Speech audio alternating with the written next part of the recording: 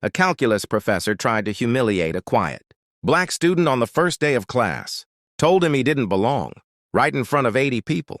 But what the professor didn't know? That student was a math genius, and just weeks later, he'd solve a problem even PhDs couldn't touch.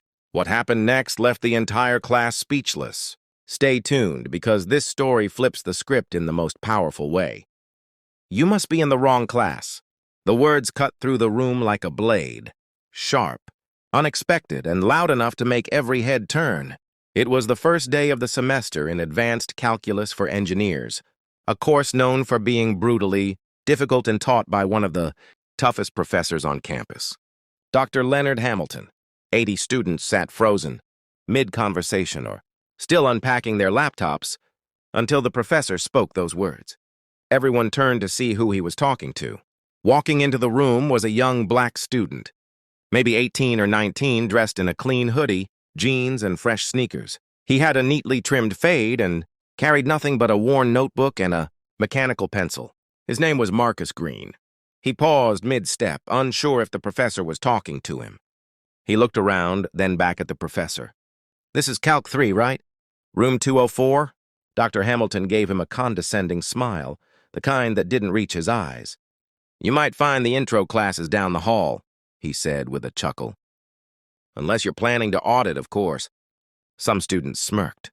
Others just looked uncomfortable. Marcus didn't laugh. He didn't argue. He didn't get defensive. He just nodded calmly, walked to the front row, and took a seat right in the center, directly in front of the professor. "Nope," he said as he opened his notebook. "I'm in the right place." Professor Hamilton raised an eyebrow, clearly unimpressed. "All right, then," he muttered, turning back to the board. He started the lecture as if nothing had happened. But the energy in the room had shifted. Some students kept glancing at Marcus, curious.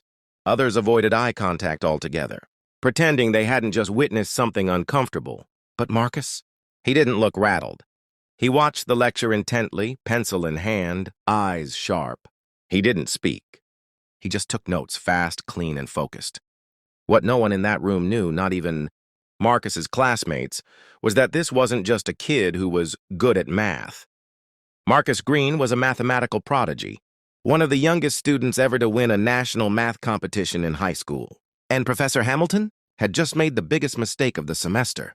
By the end of the first week, everyone in the room knew one thing about Professor Hamilton. He loved making people feel small. Every class began with what he called the problem of the day, a brutally complex math question written in large, looping symbols across the whiteboard. Most weren't even part of the curriculum. These were borderline unsolvable problems, the kind you'd expect to find in a graduate-level textbook or a math Olympiad. The message was clear. If you think you're smart, prove it. And for the first 3 weeks, no one did. Students would stare, scribble nonsense, whisper ideas back and forth. And still, the problem would remain unsolved. It became part of the class culture. Hamilton writes it. The students panic, no one solves it. Then came week 4. That Monday, Hamilton walked in with a little extra energy. He didn't even say hello, just marched straight to the board and began scribbling one of the most complex integrals anyone had ever seen. Multiple variables, nested limits, and symbols that looked like they were pulled from another language entirely. He capped the marker, turned around, and smirked. "Solve this before the end of class, and I'll give you 5 bonus points on the midterm. Prove me wrong." Then he looked directly at Marcus. Everyone noticed it. That look, that challenge. Some students glanced at Marcus, half expecting him to shrink back or ignore it. But Marcus just tilted his head slightly and stared at the problem. No panic, no eye roll, no smirk. Just focus. A few minutes into class, he raised his hand. "Can I go to the board?" he asked. The room went dead quiet. Hamilton blinked, caught off guard, then grinned. "Be my guest." Marcus walked up, took the marker, and without hesitation began writing. Line after line, symbol after symbol. Every stroke was fast, clean, and confident. He wasn't guessing. He knew exactly what he was doing. Whispers spread across the lecture hall. Phones went down. Eyes were locked on Marcus as he solved the problem like it was just another homework question. After 5 minutes, he capped the marker, turned around, and said, "Answer's right there." Professor Hamilton walked over. "Read it. Read it again." His smile dropped. A long silence hung in the air before he finally said, "It's correct." The room erupted.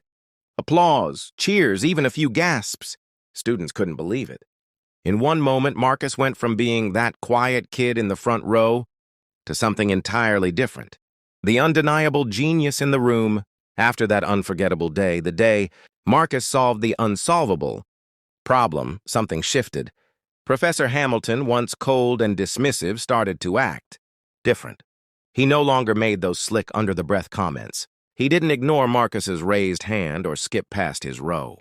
Instead, he began calling on him deliberately, genuinely interested in what Marcus had to say. It was subtle at first, just a question here or there. But soon, Hamilton was engaging Marcus in full discussions during class, even using his solutions as examples on the board. The same professor who once questioned whether Marcus even belonged in the room was now treating him like a colleague. But the biggest twist came near the end of the semester. One Tuesday morning, the class filed in, expecting another grueling lecture. But instead, Professor Hamilton walked in with a guest, a tall man in his 30s wearing a NASA jacket. Hamilton clapped his hands and said, "Today we have a guest speaker, a former student of mine. He's now working on mission-critical algorithms at NASA." The class clapped politely. But just as the speaker stepped forward, Hamilton turned to Marcus and said something no one expected. "Mr. Green, why don't you take the first 10 minutes today? I think the class could learn something from you." Silence. Even the rustling backpacks stopped. You could almost hear jaws hit the floor. Marcus blinked, surprised, but didn't hesitate. He stood up, walked to the front of the room, and delivered a clear, confident talk about how he'd spent his high school years building calculus, shortcuts to help classmates who struggled. He spoke about the mathematical models he was building to study climate patterns, and how he dreamed of one day teaching math in underfunded schools, helping students who were overlooked just like he once was. The NASA guest stood, visibly impressed. After class, he walked straight up to Marcus and said, "You remind me of myself at your age. Let's talk." That single conversation changed Marcus's life. It led to a fully paid NASA summer internship, where he'd work with real engineers solving real-world problems. And he didn't get there through privilege, connections, or favors. He earned it through grit, brilliance, and quiet determination. And by proving wrong the very professor who once tried to humiliate him, Marcus didn't just belong in that class. He was destined to lead it someday.